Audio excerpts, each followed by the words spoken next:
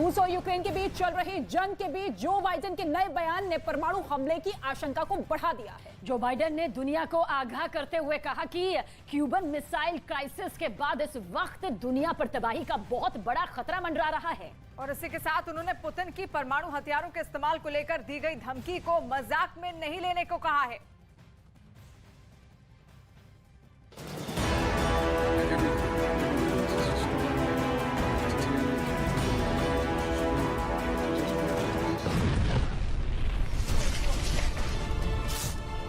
अभी तक यूक्रेन के खिलाफ पुतिन के मन में जो भी आया वो उन्होंने अंजाम दिया।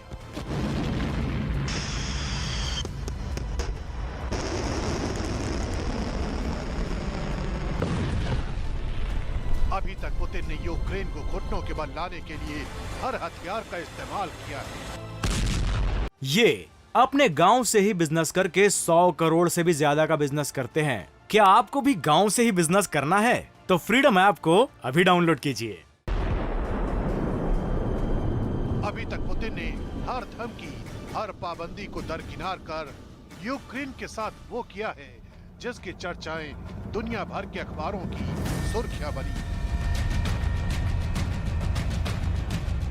लेकिन अब यूक्रेन के खिलाफ पुतिन जिस प्लानिंग में जुटे हैं वो इतिहास की भयानक घटनाओं को एक बार फिर वर्तमान का हिस्सा बना सकती है, क्योंकि अमेरिका के राष्ट्रपति जो बाइडेन ने अपने नए बयान में दुनिया को चेतावनी देते हुए डराने वाली आशंका को सामने रख दिया है। इस बार बाइडेन के बयान की सबसे खास बात यह है कि उन्होंने पुतिन की परमाणु प्लानिंग को क्यूबा के मिसाइल संकट से जोड़ दिया है।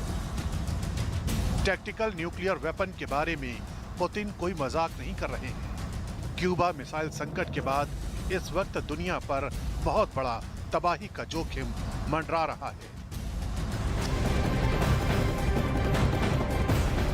और रूस और यूक्रेन के बीच चल रही जंग इस वक्त अपने सबसे नाजुक पड़ाव पर पहुंच चुकी है। आशंका जताई जा रही है कि कभी भी व्लादिमीर पुतिन की सेना यूक्रेन के खिलाफ कम ताकत वाले परमाणु हथियारों का इस्तेमाल कर सकती है। और इस डराने वाली आशंका को अब अमेरिकी राष्ट्रपति जो बाइडेन का वो नया बयान भी ताकत दे रहा है।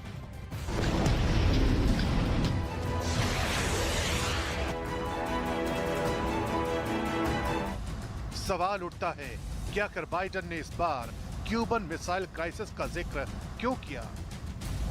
क्यों उन्होंने कहा कि दुनिया कयामत वाले हाई रिस्क के दौर से गुजर रही है?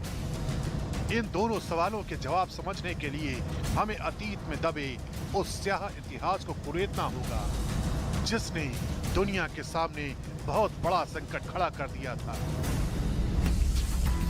दरअसल 1962 में शीत युद्ध के दौरान दुनिया परमाणु युद्ध के मुहाने पर पहुंच गई थी, क्योंकि 14 अक्टूबर 1962 को अमेरिका के एक जासूसी विमान को ये पता चला था कि क्यूबा में सोवियत संघ ने परमाणु मिसाइलों को तैनात कर दिया है। जिस जगह पर इन परमाणु मिसाइलों को तैनात किया गया था वो जगह अमेरिका के फ्लोरिडा तट से महज 150 किलोमीटर की दूरी पर मौजूद थी। क्यूबा में परमाणु मिसाइलों को ऐसी जगह तैनात किया गया था जहां से अमेरिका के बड़े हिस्से पर हमला किया जा सकता था। इतिहास में इस घटना को शीत युद्ध के सबसे नाजुक लम्हों में से एक क्यूबा मिसाइल संकट के रूप में याद किया जाता है। यही वजह है कि बाइडेन को अब ये लग रहा है कि एक बार फिर रूस अपने सहयोगी देशों के साथ मिलकर यूक्रेन के खिलाफ न सिर्फ टैक्टिकल न्यूक्लियर वेपन का इस्तेमाल कर सकता है बल्कि दुनिया के सामने एक नया खतरा खड़ा कर सकता है, क्योंकि मौजूदा वक्त में यूक्रेन में रूसी सेना के साथ जो कुछ हो रहा है उसे लेकर लगातार ये बातें कही जा रही हैं कि पुतिन कभी भी अपना न्यूक्लियर ब्रीफकेस खोल सकते हैं।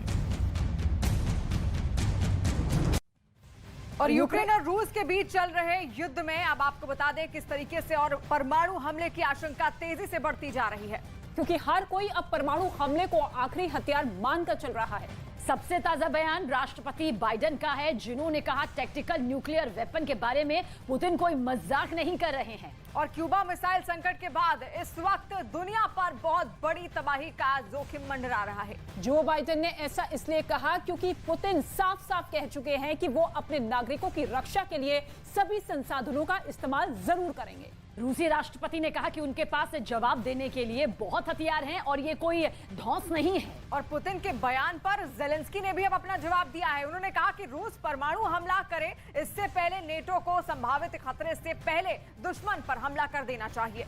और उधर ब्रिटेन की बात की जाए तो ब्रिटेन ने भी पुतिन की परमाणु धमकी पर कड़ी प्रतिक्रिया दी है। ब्रिटेन के विदेश मंत्री जेम्स क्लोवेरी ने कहा कि अगर व्लादिमीर पुतिन ने किसी भी तरह के परमाणु हथियार का इस्तेमाल किया तो उन्हें गंभीर नतीजे भुगतने होंगे।